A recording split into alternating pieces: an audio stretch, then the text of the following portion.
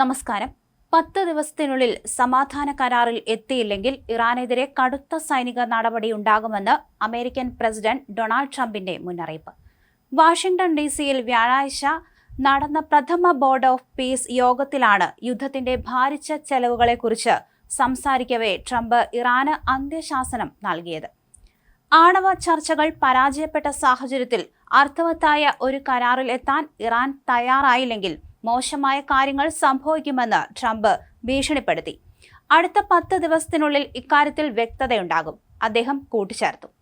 ചർച്ചകൾ വഴിമുട്ടിയതോടെ പശ്ചിമേഷ്യൻ മേഖലയിൽ അമേരിക്കൻ സൈന്യം വൻതോതിൽ വിമാനവാഹിനികളും യുദ്ധവിമാനങ്ങളും അന്തർവാഹിനികളും വിന്യസിച്ചിട്ടുണ്ട്.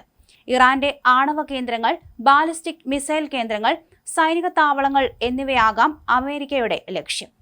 യുദ്ധത്തിന് സമാധാനത്തെക്കാൾ 100 ഇരട്ടി ചെലവുണ്ടെന്ന് ട്രംപ് പറഞ്ഞു.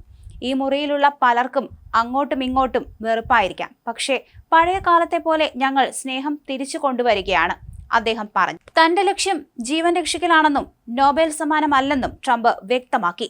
എനിക്ക് നോബൽ സമ്മാനത്തെക്കുറിച്ച് ആശങ്കയില്ല, എനിക്ക് ആളുകൾ കൊല്ലപ്പെടുന്നത് കാണണ്ട, ട്രംപ് പറഞ്ഞു.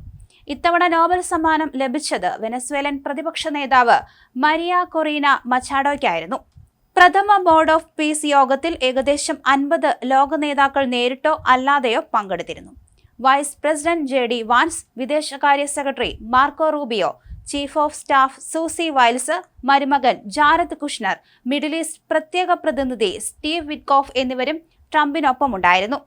ജാരദ് കുഷ്നറാണ് ബോർഡിലെ അമേരിക്കയുടെ പ്രത്യേക പ്രതിനിധി. ജനീവയിൽ നടന്ന ആണവ ചർച്ചകളിൽ ഇറാൻ കൂടുതൽ സമയം ആവശ്യപ്പെട്ടെങ്കിലും കാര്യമായ പുരോഗതിയില്ലാത്തതിനെ തുടർന്നാണ് ട്രംപ് ഇത്തരത്തിൽ കടുത്ത നിലപാടിലേക്ക് നീങ്ങിയത്. സമാധാനം സ്ഥാപിക്കാനാണ് തന്റെ ശ്രമമെന്ന് അവകാശപ്പെടുമ്പോഴും കരാർ നടന്നില്ലെങ്കിൽ ഈ ആഴ്ച അവസാനം തന്നെ ഇറാനെതിരെ ആക്രമണമുണ്ടാകാൻ സാധ്യതയുണ്ടെന്നാണ് പുറത്തുവരുന്ന റിപ്പോർട്ടുകളിൽ പറയുന്നത്. എന്നാൽ യുദ്ധമുണ്ടാവില്ലെന്നും ജനീവയിൽ പുരോഗമിക്കുന്ന ആണവ ചർച്ചയിൽ ഇറാനുമേൽ സമ്മർദ്ദം ചെലുത്താനാണ് വൻ സൈനിക വിന്യാസം എന്നും നിരീക്ഷകരിൽ ചിലർ വ്യക്തമാക്കുന്നുണ്ട്. ചർച്ചകൾ നടക്കുന്നുണ്ടെന്നും ഇറാൻ കരാറിന് തയ്യാറായില്ലെങ്കിൽ പ്രത്യാഘാതം ഗുരുതരമായിരിക്കുമെന്നും ട്രംപ് കഴിഞ്ഞ ദിവസം പറഞ്ഞിരുന്നു. മനോഹരമായ ഒരു നാവിക വ്യൂഹം ഇറാനെ ലക്ഷ്യമിട്ട് നീങ്ങിക്കൊണ്ടിരിക്കുകയാണെന്നും അദ്ദേഹം കൂട്ടിച്ചേർത്തു. അമേരിക്കയുടെ കപ്പലുകൾ തങ്ങൾ മുക്കുമെന്നായിരുന്നു ട്രംപിന്റെ ഭീഷണിക്ക് ഇറാൻ മറുപടി നൽകിയത്.